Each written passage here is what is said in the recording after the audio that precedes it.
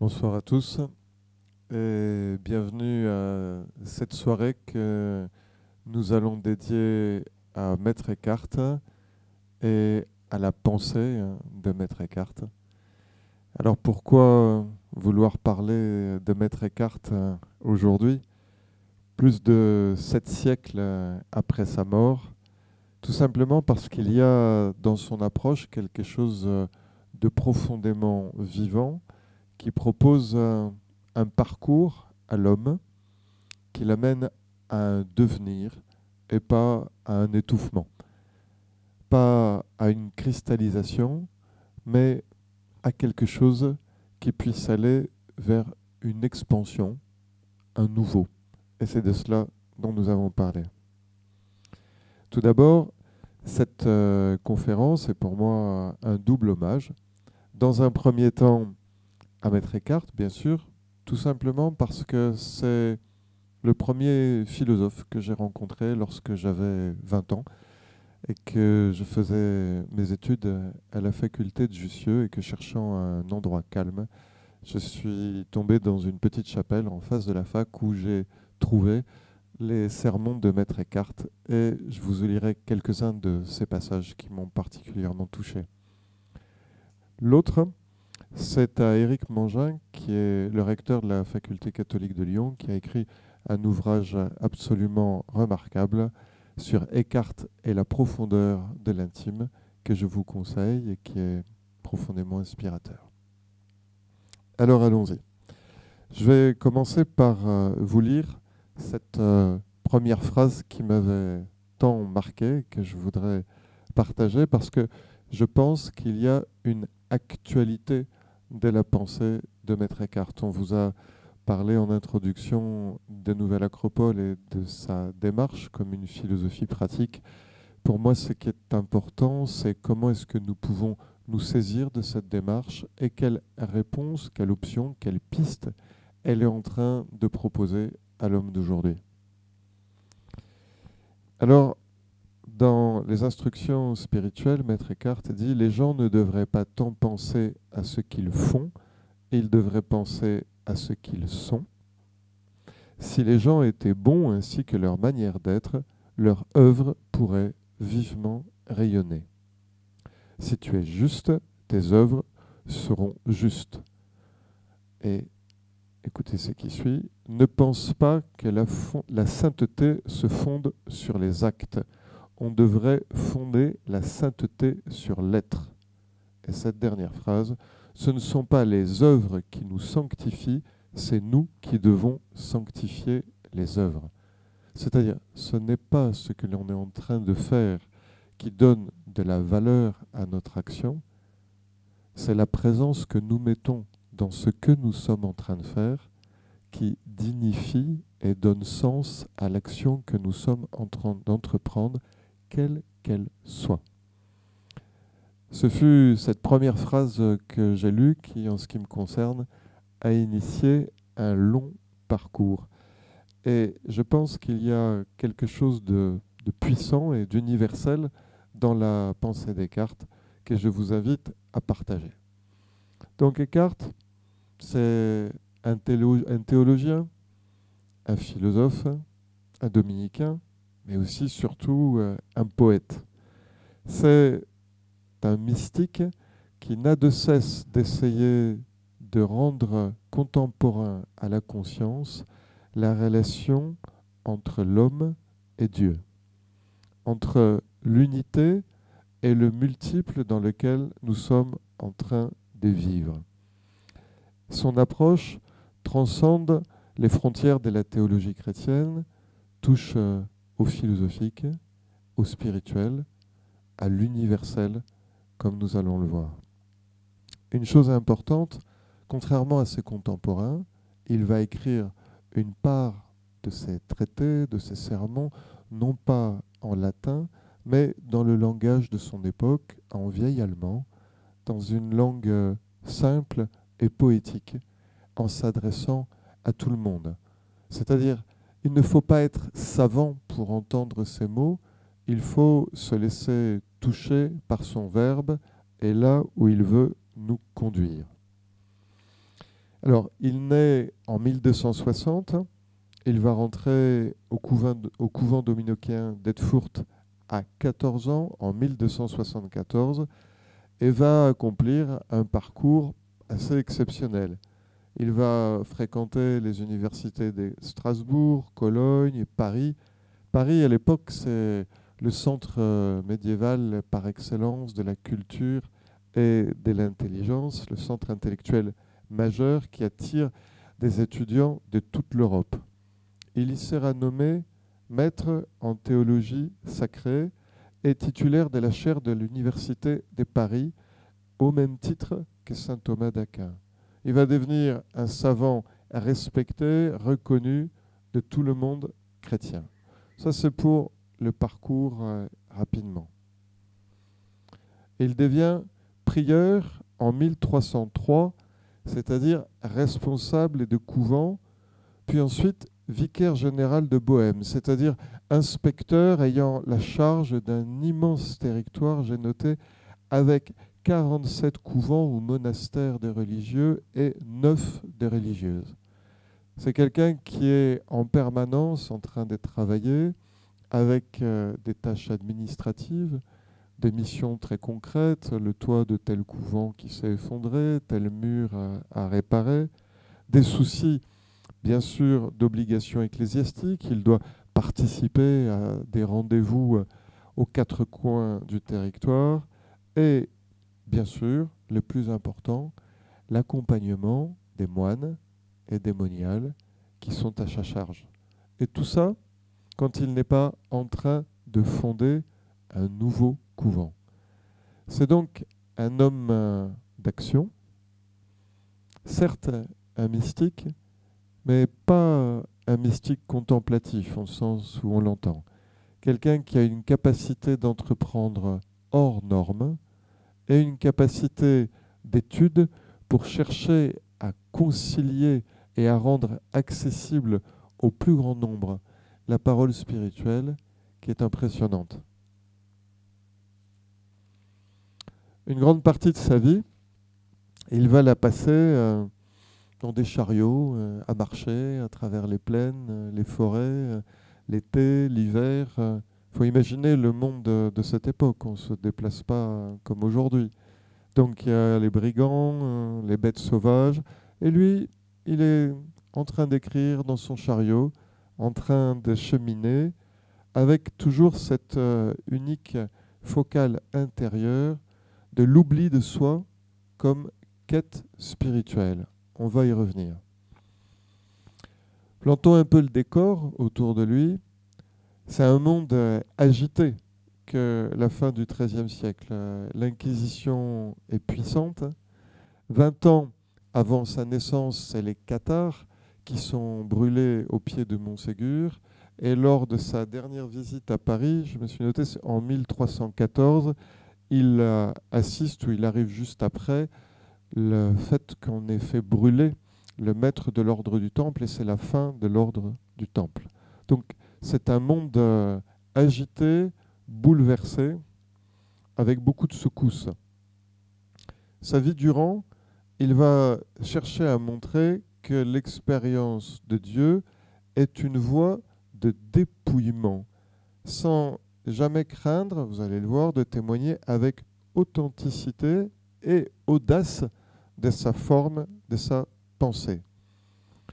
Sa quête d'essentiel va lui faire repousser en permanence les normes du discours convenu pour essayer d'aller plus loin, de toucher l'âme de ceux qui l'entendent. Logiquement, il va être accusé d'hérésie. Et même Guillaume d'Occam, dont vous avez dû entendre parler, un célèbre théologien et franciscain anglais, témoignera contre lui et ridiculisera sa doctrine. Donc, il va se défendre, nier être un hérétique, reprendre point par point les points qu'il a expliqués en cherchant à les clarifier. Et c'est en repartant de son procès, on est fin 1327, début 1328, qu'il meurt d'épuisement. En fait, on ne sait pas bien où. On ne trouve pas de traces de ces derniers moments. La sentence qui va les frapper paraîtra en 1329. 17 de ces propositions sont condamnées et, écoutez bien, dans la bulle papale de Jean XXII du 27 mars 1329, il y a une phrase lapidaire qui signe sa condamnation. Il a voulu en savoir plus qu'il ne convenait. Ça a le mérite d'être clair. Il faut comprendre que l'Église combattait alors des dérives, des hérésies, des déviations, et qu'elle condamnait avec violence tout ce qui pouvait amener, des dérapages par rapport à la ligne qui était donnée. Ce n'est qu'en 1992, soit 6 siècles plus tard, suite à une demande des dominicains, que le Vatican dira l'orthodoxie de sa pensée et l'absence de déviation de la part de Maître Eckhart. Voilà, ça c'était pour planter le tableau. Donc rentrons un peu plus dans sa pensée, si vous le voulez bien. Tout d'abord, qu'est-ce que Dieu pour Maître Eckhart? Et vous allez voir qu'il y a une approche qui, à tout le moins, n'est pas orthodoxe. Il nous dit, qui veut chercher Dieu, il doit le chercher dans la divinité. Bien, jusque-là on comprend, même si c'est un petit peu obscur. Mais ce qui est exceptionnel, c'est qu'il va le redire avec la langue des philosophes. Eckhart est un théologien qui connaît les grands principes de la philosophie classique et notamment néoplatonicienne. Et il va dire, l'homme qui est touché par l'action de la première cause, il appelle Dieu en philosophe la première cause, n'a pas besoin de chercher conseil auprès de l'intelligence humaine. Il doit suivre ce qui est au-delà de toute intelligence, car il est touché par la vérité originelle, la vérité cachée. Il dira aussi, et on croirait entendre Plotin, quand toutes les images de l'âme sont écartées et qu'elle contemple seulement l'unique un, l'unité, l'être nu de l'âme rencontre l'être nu sans forme de l'unité divine. Donc vous voyez, ça sonne autrement que ce à quoi nous sommes habitués. Donc c'est un théologien bien particulier, capable de s'exprimer en parlant de la première cause, du principe premier, et qui est en fait l'héritier d'une longue tradition philosophique qui remonte à l'école d'Alexandrie, à l'école néoplatonicienne, c'est-à-dire avec Plotin, Jamblique, Porphyre. Donc c'est dans cette voie qu'il s'inscrit, en reliant d'un côté la raison grecque et de l'autre l'approche philosophique et la révélation biblique. Disons que c'est un néoplatonicien dans l'âme qui est tombé amoureux du Christ et de son enseignement. Il va dire, le divin n'est pas du domaine de l'être. L'être ne convient pas à Dieu car il est au-delà. Que veut-il dire par là? En fait, pour Eckhart, l'idée de Dieu, plus que le concept, est à mettre en relation avec l'idée de la déité. Il distingue Dieu et la déité. La déité, c'est ce qui est dans l'absolu, avant même la manifestation, la cause sans cause, l'un sans second. Dieu émane de la déité. Il est celui qui va donner naissance à la manifestation et à la création. Il dira, la déité n'est pas, elle est au-delà de l'être. Elle n'a jamais été créée. Il y a l'être et la déité au-dessus. Et il dit, le discours, le logos, ne peut accéder à cette réalité. Le logos cherche la preuve, et pour connaître au plus profond de l'âme, il faut passer par l'épreuve.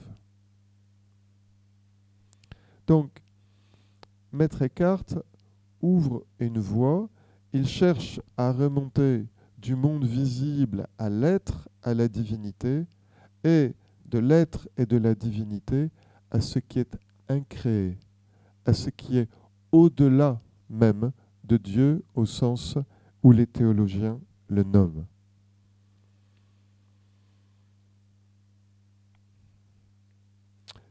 Il dira, ce qui est dans l'âme contient en elle-même l'image de Dieu, au même titre que la pierre contient l'image de la statue. Il ne s'agit pas d'agir ou de faire quelque chose en plus, mais d'ôter tout ce qui permet de révéler en nous notre réalité spirituelle.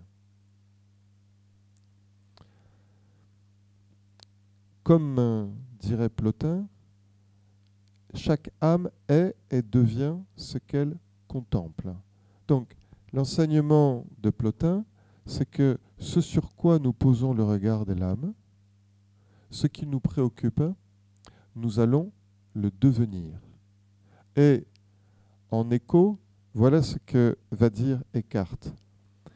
Ce qui dans l'âme est en ce monde, regarde vers ce monde, est en contact et regarde vers l'extérieur, elle doit le haïr. C'est pas mal.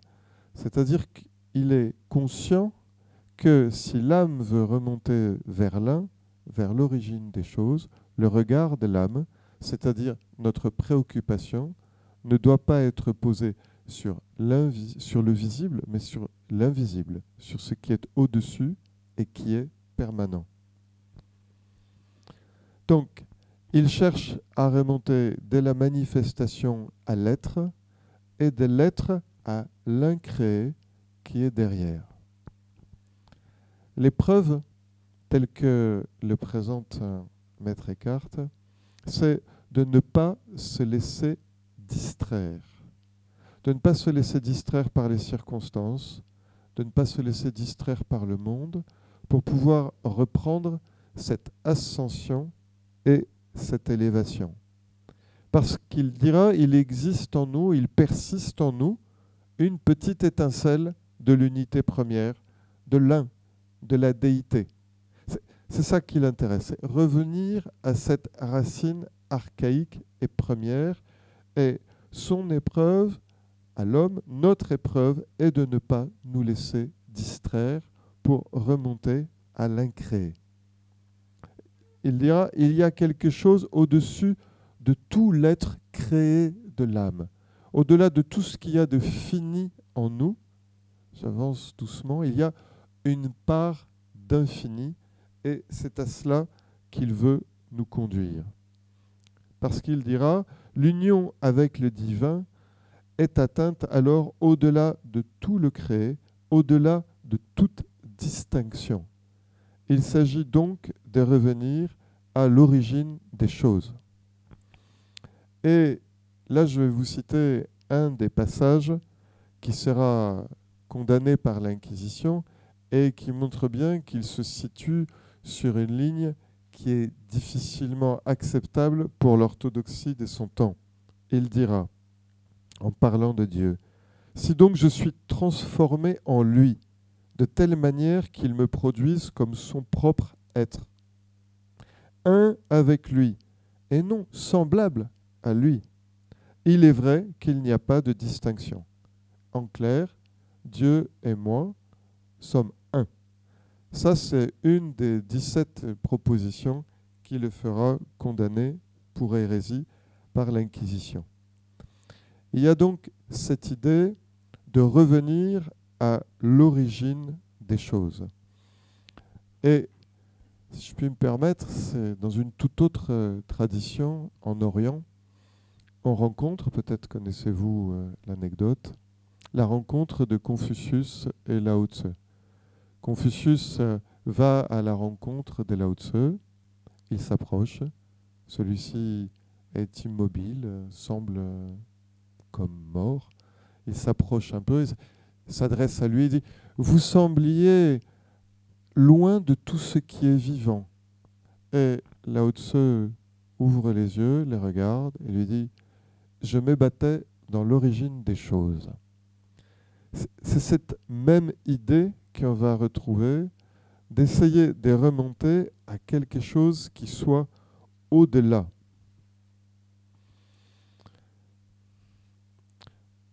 Il y a une autre phrase des maîtres Eckhart qui dit, écoutez, j'ai été éternellement et je suis maintenant et je dois demeurer éternellement.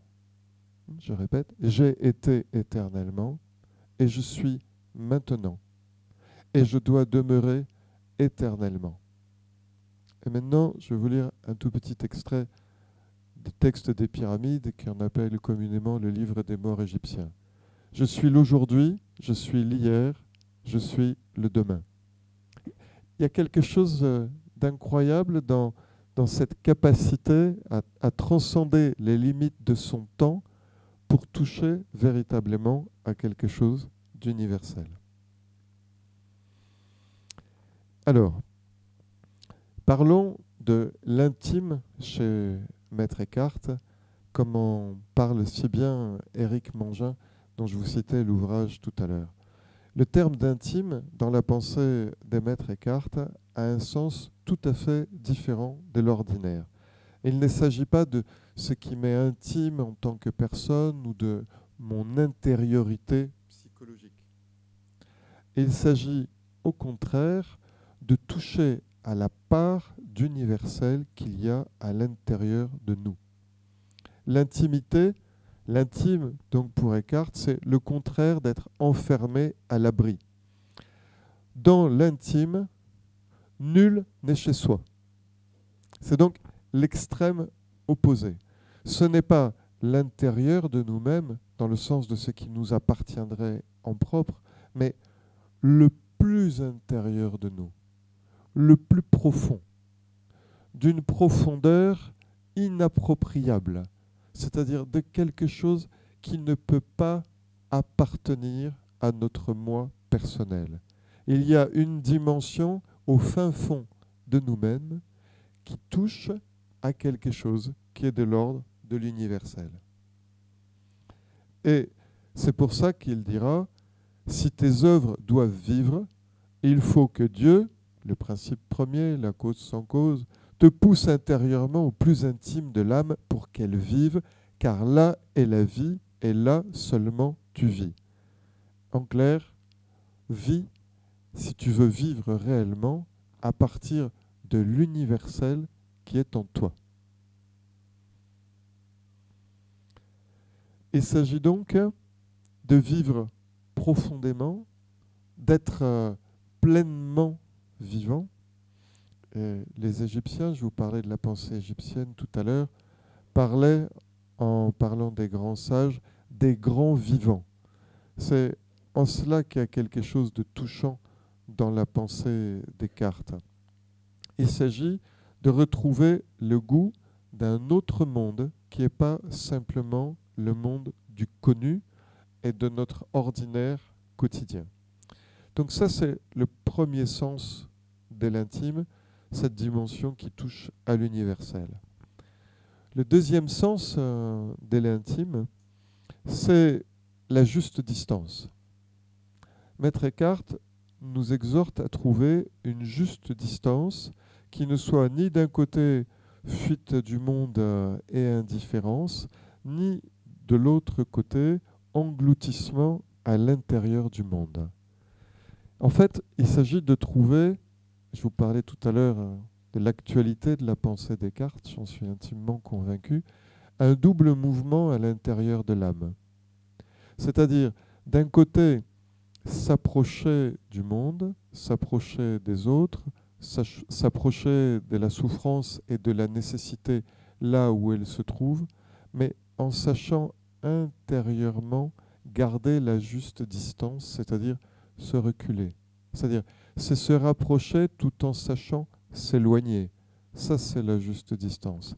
Mais de l'autre côté, c'est aussi s'élever, remonter vers l'origine, vers la cause, mais sans quitter la réalité dans laquelle on est en train de vivre, c'est-à-dire en restant proche, au service, pour agir.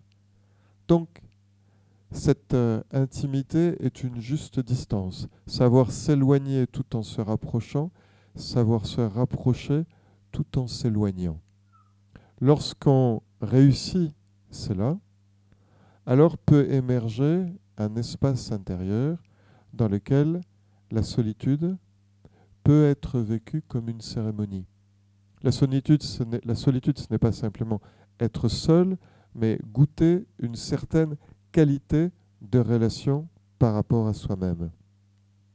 Il dira, écoutez bien ces paroles parce qu'il s'adresse à des moines, à des gens qui ont fait le choix de vivre derrière des murs pour chercher Dieu, et il leur dit, la solitude qui permet la rencontre ne peut s'apprendre en fuyant les choses, mais en apprenant la solitude intérieure où que l'on soit.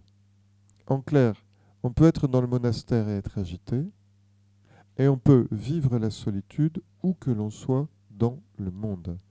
Donc, la solitude dont on est en train de parler, c'est un état de conscience et une relation à soi-même. Et Descartes fait la différence entre le fait d'être près des choses et d'être dans les choses. Ce qu'il nous propose, c'est de ne pas être dans les choses parce que l'on est prisonnier, mais de savoir trouver la juste distance pour savoir être simplement près des choses. Là, on n'a pas simplement conscience de ce que l'on est en train de vivre, on n'est pas avalé par les circonstances. On a conscience d'avoir conscience. Il y a une distance entre nous et ce que nous sommes en train de vivre, et c'est dans cette distance féconde que l'âme peut aller en lien avec l'intime. C'est pour cela que la pensée des Descartes, comme je vous disais, est vivante, puisqu'elle donne la vie, c'est-à-dire elle propose un mouvement qui est vivant et qui amène à davantage de conscience. Pour Descartes, la dimension humaine de l'homme se joue donc dans la rencontre avec ce qu'il y a de supérieur en lui. Le plus supérieur est synonyme du plus élevé. C'est la symbolique dans toutes les traditions spirituelles du cœur, c'est-à-dire ce qui est à la fois au centre et au sommet de nous-mêmes et qui peut nous donner accès à notre réalité la plus profonde. Et ainsi, il parle du plus intime de l'âme. C'est le lieu qui est situé dans le cœur de l'âme. Et il y a ces mots qui sont vraiment forts. Dans l'intime, au cœur de l'âme n'est plus chez elle, elle est déjà en Dieu. Si on va au plus profond, il n'y a plus rien du connu ordinaire, on rentre dans l'extraordinaire de l'infini, de la cause première et de l'origine des choses. C'est pour ça qu'en parlant de l'intime, il parle aussi du plus intime de Dieu. Donc, l'intime n'est pas simplement un lieu, mais c'est également un lien, une relation de proximité entre Dieu et l'âme. Et il a cette autre phrase qui est magnifique. Dieu habite dans l'âme et il lui est plus intime qu'elle ne l'est à elle-même. Donc, il y a cette idée d'être en train de tutoyer un mystère, de côtoyer un mystère à l'intérieur de nous, dans cet intime qui est caché à l'abri des regards extérieurs. Et c'est pour ça qu'il usera d'une métaphore pour parler de ce lieu caché, protégé des regards extérieurs. Il parlera d'un petit château dans l'âme, qui fait un peu écho à la citadelle de Marc Aurèle. Il parlera de ce petit château dans l'âme en disant qu'il est un et simple au-delà de tout mode. Il est le lieu intérieur, au-delà de la volonté, au-delà de l'intellect, où notre conscience peut toucher à l'infini, c'est-à-dire à la déité.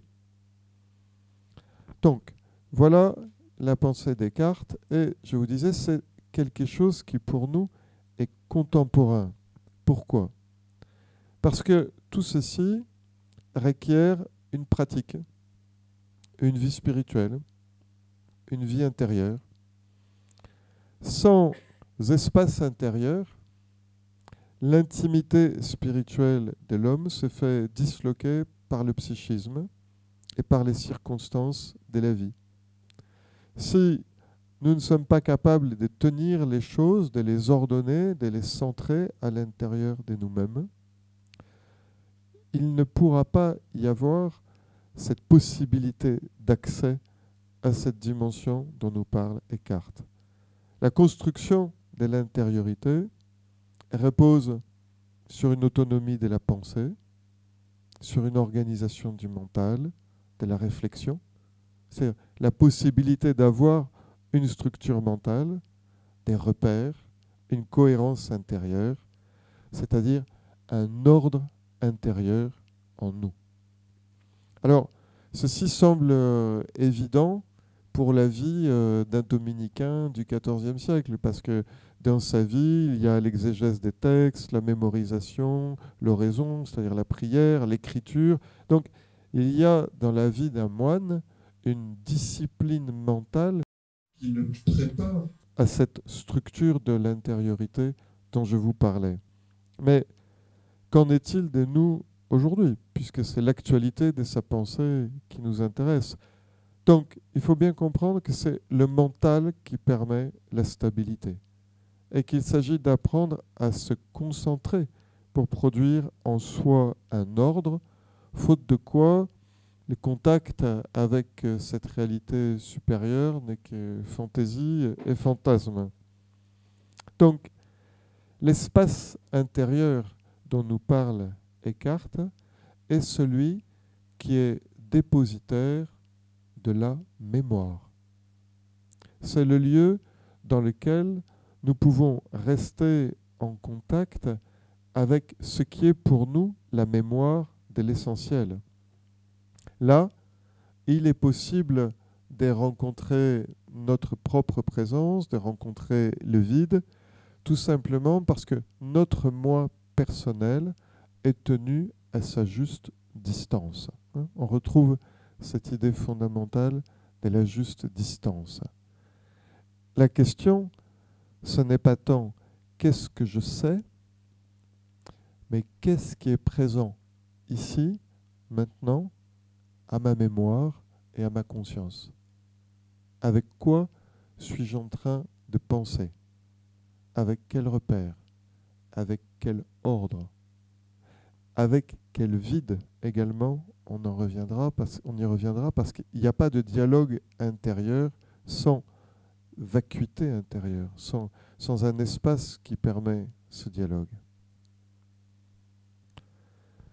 Pour les écoles de philosophie de l'Antiquité, la pratique de la mémoire était tout à fait essentielle.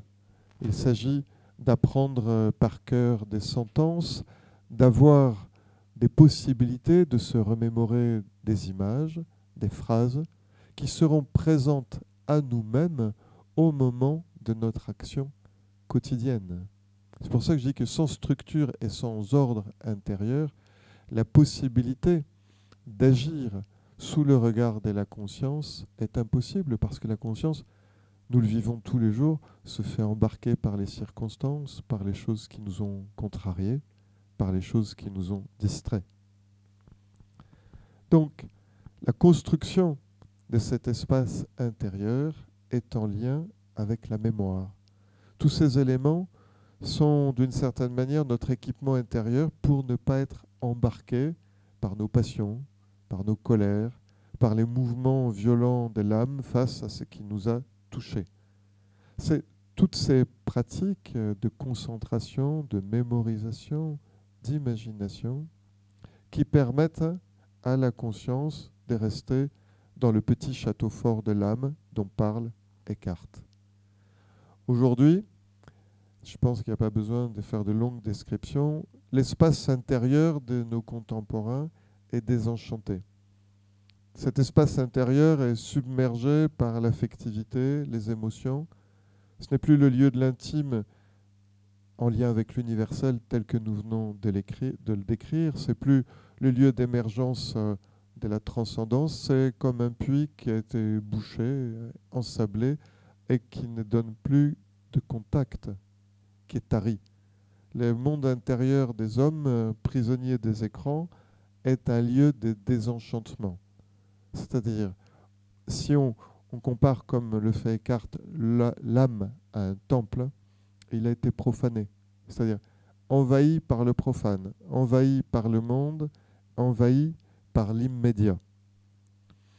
Donc, la construction et le maintien de l'espace intérieur, cette identité basée sur la mémoire et la conscience de qui je suis au-delà des circonstances, est, je pense, d'une incroyable actualité.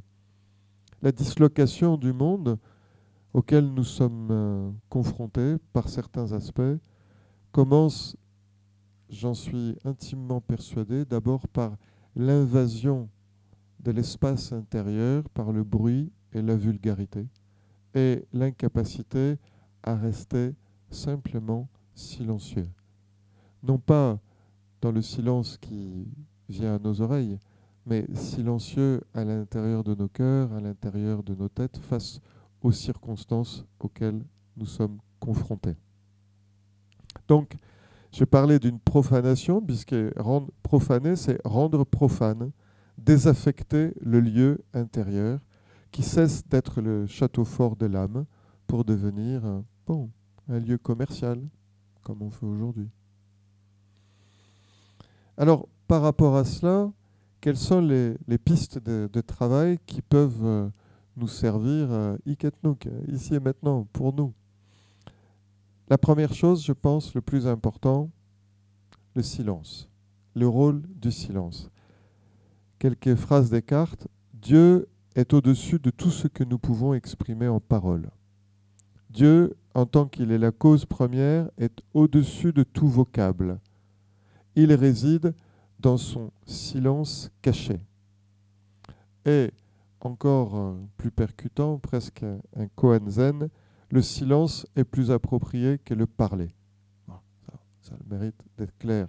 Donc, on ne peut pas parler à propos de l'intime parce qu'il naît du silence. Donc, d'une certaine manière, quand c'est le moi personnel qui bavarde en nous, Dieu se tait et l'accès à la cause première devient impossible. Donc, ce qui est important, c'est que nous puissions rentrer dans une autre relation à nous-mêmes par rapport au silence. Eckhart dit, les mots sont comme des copeaux qui se dégagent d'une poutre que l'on taille. C'est-à-dire, ils disent rien de la réalité de ce qu'est la poutre. On parle. Bon, ok, ça nous donne une idée, mais ça ne nous donne pas la réalité. Il y a une conscience plus forte à acquérir de l'impossibilité de toucher au réel par les mots et une recherche d'essayer aussi d'y toucher par la contemplation et par le silence. C'est pour ça qu'Eckhart va parler d'une parole inexprimée. Dans la sagesse bouddhiste, il y a un ouvrage qui nous parle de la voie du silence. Donc, on est en train de parler des mêmes réalités. C'est-à-dire, il nous faut du silence pour accueillir ce qui survient dans notre espace intérieur. Le silence, ce n'est pas pour être au calme, c'est pour pouvoir accueillir ce qui survient avec notre intériorité et pas avec notre surface. Celui qui est agité accueille ce qui se passe avec sa propre superficialité. Par les silences, nous pouvons accueillir l'autre comme les circonstances à travers notre profondeur. Donc, l'important n'est pas ce que nous voyons ou ce que nous entendons, mais d'où nous le voyons, d'où nous l'entendons. Et c'est pareil pour notre pensée. Il y a donc un lien très fort entre silence et espace intérieur. Et ça, c'est quelque chose que nous pouvons pratiquer même aujourd'hui. Apprendre à goûter le bruit de notre propre silence, le goût que fait notre propre présence et notre propre relation à nous-mêmes. Vous savez, il y a une phrase de Platon qui, en tant que philosophe, me touche beaucoup, qui dit « Qu'est-ce que la pensée ? Un dialogue intérieur de l'âme avec elle-même. » La pensée, un dialogue intérieur de l'âme avec elle-même.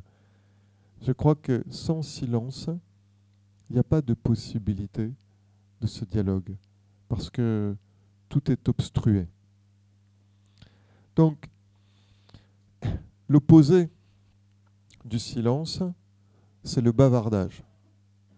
Et qu'est-ce que c'est le bavardage ? Le bavardage, c'est la parole non authentique, c'est-à-dire une parole qui ne vient pas du vide, mais d'un trop-plein. Et là, il y a également une voie d'exercice pratique, c'est-à-dire de mieux vivre le fait que les mots ne sont que des contenants et que le contenu, c'est ce que nous-mêmes nous mettons dedans avec notre propre présence. Faire de la philosophie, comme j'essaye de vous le dire, c'est paradoxalement penser à partir du silence. Mais si vous écoutez de la musique, ce qui fait la différence entre plusieurs interprétations d'une même œuvre, je ne sais pas si vous avez cette pratique d'essayer d'écouter une œuvre de musique classique que vous connaissez avec différents interprètes, c'est la même œuvre, c'est magnifique, c'est les mêmes notes, c'est la même partition, et peut-être vous en avez déjà fait l'expérience, c'est pas du tout le même morceau. Qu'est-ce qui se passe ? C'est pas les mêmes silences entre les notes. C'est pas la même relation à la vie de celui qui est en train de jouer. C'est pas la même relation à la mort. Donc, c'est pas la même relation au monde. Et l'œuvre change du tout au tout. Donc, il y a quelque chose de puissant dans la relation au silence, puisqu'elle recompose et reconfigure notre relation au visible. Bon, je ne pense pas que nous puissions pratiquer comme Gandhi, même si personnellement j'aimerais bien, un jour de jeûne de parole par semaine. C'est-à-dire qu'une fois par semaine, si on voulait s'adresser à lui, il fallait lui écrire. Et il ne parlait pas. Je pense que si on peut parfois un peu, c'est quelque chose d'utile. Mais n'oublions pas, dans les écoles de philosophie de l'Antiquité, ce rôle capital du silence. Pour les pythagoriciens, la formation commençait par 5 ans de silence. 5 ans de silence pour apprendre à saisir le poids de la parole qui naît de l'intériorité pour ne pas se disperser et tomber dans la parole creuse. Donc là, il y a des axes de travail très concrets pour l'homme d'aujourd'hui. Le point important de la démarche Descartes, et ce que nous pouvons en toucher dans une modeste mesure, c'est le détachement. Descartes est extrêmement humble. On ne trouve jamais dans ses propos la moindre anecdote parlant d'une quelconque union mystique le concernant dans ses transports. Rien. Il dira simplement « Jamais encore personne ne s'est renoncé en cette vie qu'il ne puisse trouver à se renoncer davantage. » fermer le banc. Donc, il ne se cite jamais en exemple et, au contraire, donne à chaque fois qu'il le peut des pistes de travail en lien avec les détachements. Le détachement, il le décrit comme un temps, un travail, une activité de déblaiement, de désencombrement. Comme si ce chemin qui nous menait vers l'intime, vers le plus profond de nous-mêmes, était obstrué et que le détachement dont il est question, c'est désobstruer l'accès pour pouvoir de nouveau rentrer en contact. C'est par l'expérience du détachement que l'on rend possible l'accès à l'intime et à cette part d'inachevé qu'il y a en nous. Je reviendrai dessus. Il y a 3 types, même si les propos, la parole des cartes sont plurifacétiques et qu'il ne sait jamais, comment dire, quelque chose tiré au cordeau, dogmatique. Disons qu'on peut distinguer trois étapes, 3 marches dans le détachement tel qu'il le propose. La première étape du détachement, c'est le détachement simple et extérieur, se détacher du matériel. Aussi paradoxal que ça soit, ce n'est pas forcément le plus difficile. Le deuxième niveau, c'est se détacher de nos images, de nos concepts, de nos croyances, de nos idées sur les choses. On peut avoir abandonné le monde, c'est terrible, et ne pas avoir abandonné ses préjugés. Donc, le deuxième niveau de détachement, c'est abandonner la représentation qu'on se faisait des choses en disant « j'ai raison ». C'est moi, j'ai raison. Et le troisième niveau de détachement nous donne le vertige, c'est se détacher de tout ce que nous ne sommes pas réellement. C'est-à-dire se détacher de notre moi personnel pour s'attacher à ce que nous sommes réellement, c'est-à-dire ce qui est permanent en nous. Cette troisième étape, c'est se détacher au fond de la volonté en nous de nous approprier les choses et de mettre notre empreinte sur tout. Le détachement, c'est donc ce qui va permettre l'émergence de l'intime à l'intérieur de nous. Et là, ça devient juste magnifique, puisque le détachement devient accouchement maïotique, c'est-à-dire naissance à l'intérieur de l'âme. Pour Eckhart, c'est œuvrer à la naissance de Dieu dans l'âme, donc dans le vocabulaire religieux, à la filiation divine de l'homme, mais on peut le dire philosophiquement, l'accouchement de la partie spirituelle de l'homme dans l'âme. Voilà la dernière étape du détachement telle qu'Eckhart la propose. Là, l'homme peut entendre la voix du silence, c'est-à-dire la parole inexprimée. C'est ce niveau de détachement qui amène l'homme à la véritable liberté. Disons qu'il y a un lien pour lui d'évidence entre la profondeur du détachement et la mesure de notre liberté intérieure.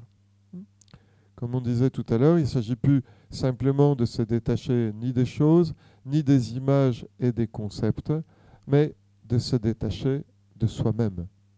Ne plus s'identifier à notre moi personnel désirant.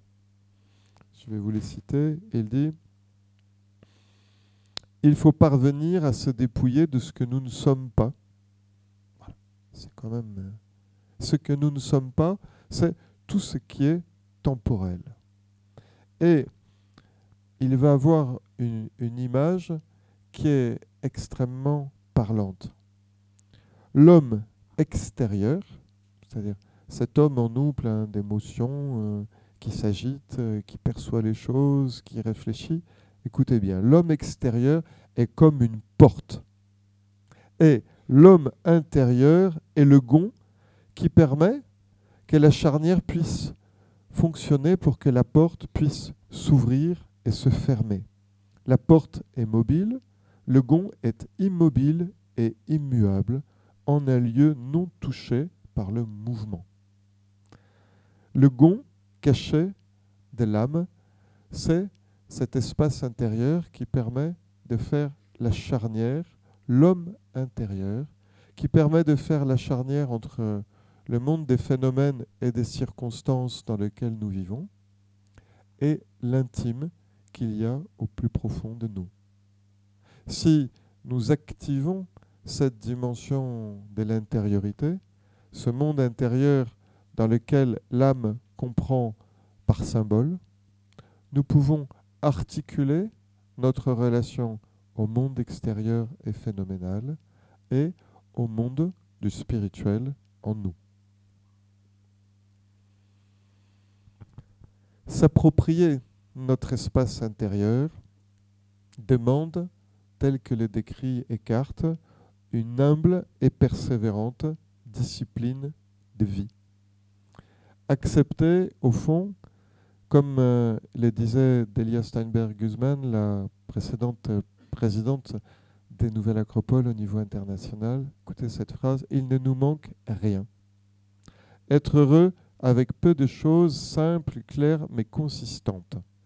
Il nous suffit pour être heureux d'être vivant, de savoir que chaque jour, nous pouvons faire quelque chose de meilleur que le précédent. » Il nous manque rien. C'est un petit peu la réponse à cette phrase Descartes, c'est-à-dire celui en nous à qui il manque toujours quelque chose, c'est le moi personnel. Se déprendre et assumer que les choses ne dépendent que de nous et qu'il ne nous manque rien, c'est regagner cet espace intérieur à partir duquel nous pourrons vivre l'articulation entre ce qui est supérieur en nous et le monde des circonstances. Un dernier point pour clôturer, en forme de conclusion. Quelque chose qui m'a beaucoup touché dans la pensée des Descartes, c'est l'idée que l'homme n'a pas de forme définitive. L'homme est unique dans la création, il n'a pas de forme définitive. Pourquoi ? Parce qu'il se forme, il se déforme, il se reforme tout au long de l'existence et des actions que nous accomplissons. Nous ne sommes pas terminés, nous ne sommes pas un processus clos, nous sommes en chemin. Nous avons laissé des formes, nous aurons d'autres formes, et cela me fait penser à cet aphorisme oriental qui dit « Je suis l'être qui traverse et transcende les formes qu'il a lui-même créées. » C'est-à-dire, nous passons à travers des formes. Nous ne sommes pas celui ou celle que nous étions il y a 10 ans ou 20 ans, et dans 10 ans ou 20 ans, nous aurons compris autre chose, perçu autre chose, progressé autrement. Nous ne pouvons pas nous identifier aux formes.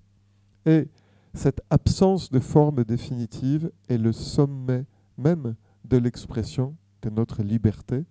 C'est-à-dire que notre liberté est précisément dans notre inachèvement. Et là, il y a quelque chose d'extraordinaire. Je suis vraiment en gratitude par rapport à Éric Mangin qui a aussi bien synthétisé cette pensée. Il a dédié sa vie à l'étude des cartes. Je trouve qu'il y a quelque chose de puissant par rapport au monde dans lequel nous vivons. Nous ne sommes pas simplement des citoyens, nous ne sommes pas simplement des consommateurs, nous sommes des êtres inachevés. Et nous sommes en train de progresser dans cette voie d'inachèvement vers la réalisation de nous-mêmes. Nous avons la possibilité d'accoucher en nous-mêmes le plus grand de nous. Et notre vie intérieure ne demande qu'à croître et à se développer. Donc, la liberté de notre inachèvement, c'est précisément ce qui permet à notre volonté, à nos choix, de peu à peu définir les nouvelles formes par lesquelles nous allons passer. Je clôturerai avec une citation d'Éric Mangin qui disait « Nous réaliser dans notre humanité, ce n'est pas faire le CV de tout ce que je sais faire, c'est aussi surtout y reconnaître que je suis inachevé. Assumer le CV de tout ce qui me manque. Car dans cette incomplétude se cache la perspective de notre accomplissement. Assumer que nous sommes incomplets et partant de là, avancer avec discipline et méthode pour faire un pas, un autre pas vers notre propre accomplissement.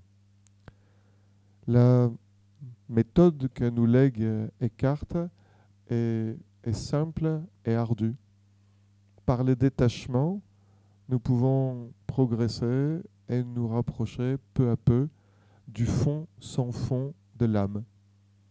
Cet intime dont nous avons parlé, un lieu où nous sommes libres, autonomes, indépendants de toutes circonstances et en capacité d'exprimer notre identité profonde. Je crois que c'est quelque chose dont les hommes et les femmes du monde d'aujourd'hui ont profondément besoin. Je vous remercie.